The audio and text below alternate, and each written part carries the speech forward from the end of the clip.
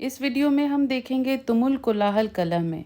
यह रचना जयशंकर प्रसाद की है। इस कविता को पढ़ने से पहले हम इसकी पृष्ठभूमि को पहले समझ लेंगे, उसको जान लेंगे, तब आगे हम कविता को पढ़ेंगे। यह कविता कामायनी के निर्वेद सर्ग से लिया गया है।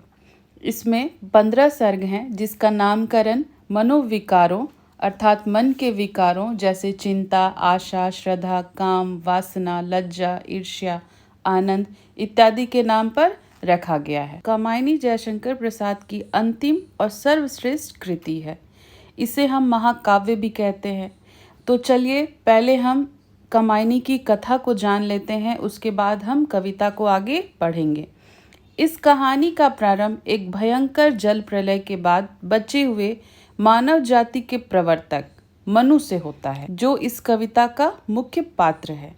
मनु हिमालय की सबसे ऊंची चोटी पर बैठकर जल प्रलय के विध्वंसकारी दृश्यों को देख रहा है। वह देवताओं के विध्वंस को देखकर संसार से विरक्त हो जाता है, उसका मन उठ जाता है। कुछ समय बाद जब सब कुछ शांत हो जाता है और प्रकृति को देखता है तो उसके मन में आशा का संचार होता है। प्रकृति को देखकर वह एक सुंदर गुफा में अपना निवास स्थान बना लेता है और वहीं अपना जीवन यापन करने लगता है। लेकिन अतीत की कुछ स्मृतियां उसे अक्सर कचोटती रहती हैं। जब भी उसे अतीत याद आता है अपना, तो उसे दुख होता है और उसका मन विचलित होने लगता है और उसको अकेलेपन का एहसास होता है। ऐसे में उसी समय जब वो अकेला रहता है, अकेलेपन का उसे एहसास होता है, तब श्रद्धा का आगमन होता है। हिमालय का दर्शन करने के लिए श्रद्धा निकलती है बाहर और उसकी दृष्टि मनु पर पड़ती है और वह मनु से पूछती है, कौन हो तुम?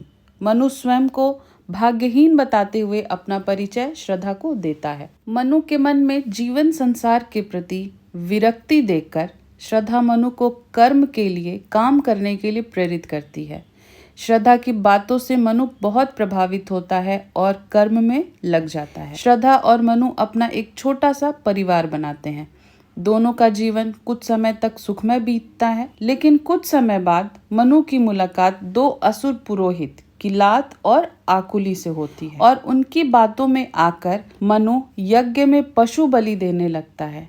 वह शिकार करने लगता है। श्रद्धा को ये सब चीज पसंद नहीं आता है और वो उसका विरोध करती है, लेकिन मनु श्रद्धा की बात नहीं मानता है और वह श्रद्धा के द्वारा पाले हुए मेष को भी बलि दे देता है, जिससे श्रद्धा बहुत दुखी होती है।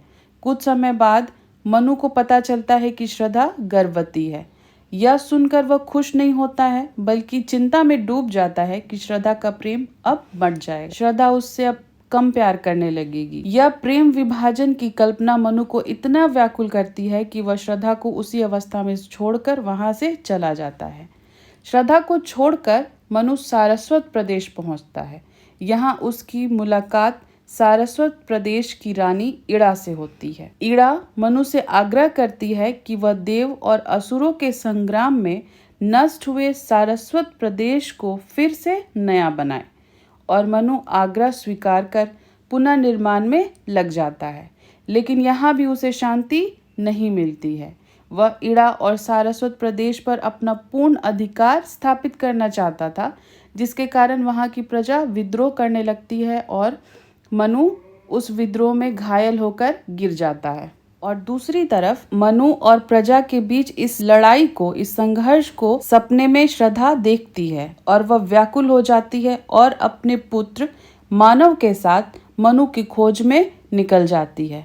यहीं से निर्वेद सर्ग का आरंभ होता है, जो आपको आपके पाठ्य पुस्तक में पढ़ना है। भयंकर युद्ध के पश्चात संपूर्ण सारस्वत प्रदेश में वैभवहीनता दिखने लगती है।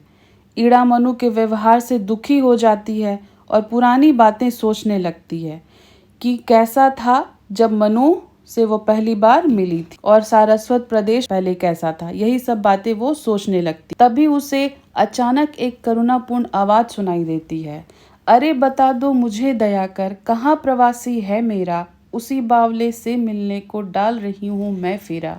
इस करुणापूर्ण आवाज को सुनकर इड़ा सोचती है कि ये आवाज कहाँ से आ रही है और तभी उसकी दृष्टि श्रद्धा पर पड़ती है। इड़ा श्रद्धा और उसके पुत्र मानव की दयनीय अवस्था को देखकर द्रवित हो जाती है, पिघल जाती है। श्रद्धा को रोककर उसके दुख का कारण पूछती है। श्रद्धा वहीं रुक जाती है। इतने में उसे कुछ दूर पर मनु घायल अवस्था में दिखाई देता है। श्रद्धा बेसुध होकर भागती हुई मनु को अपने स्पर्श से होश में लाने का कोशिश करती है। मानव भी अपने पिता को देखकर बहुत खुश हो जाता है, किंतु पश्चाताप में डूबे मनु उन सब को छोड़कर चले जाते हैं और श्रद्धा ईड़ा के पास मानव को छोड़कर मनु को फिर खोजने के लिए निकल जाती है। एक और जब मनु मिलता है तो श्रद्धा गीत गाती है। उसी समय ये गीत गाती है निर्वेद सर्ग में, जो आपको पढ़ना है गीत, तुमुल कोलाहल कलह में। और इस गीत से श्रद्धा मनु के हृदय को शांत करने का प्रयास करती है। तो आगे के नेक्स्ट वीडियो में हम लोग तुमुल कोलाहल कलह की पंक्तियों को पढ़ेंगे। तो आज का यह वीडियो आपको कैसा लगा ज़रूर बताइए।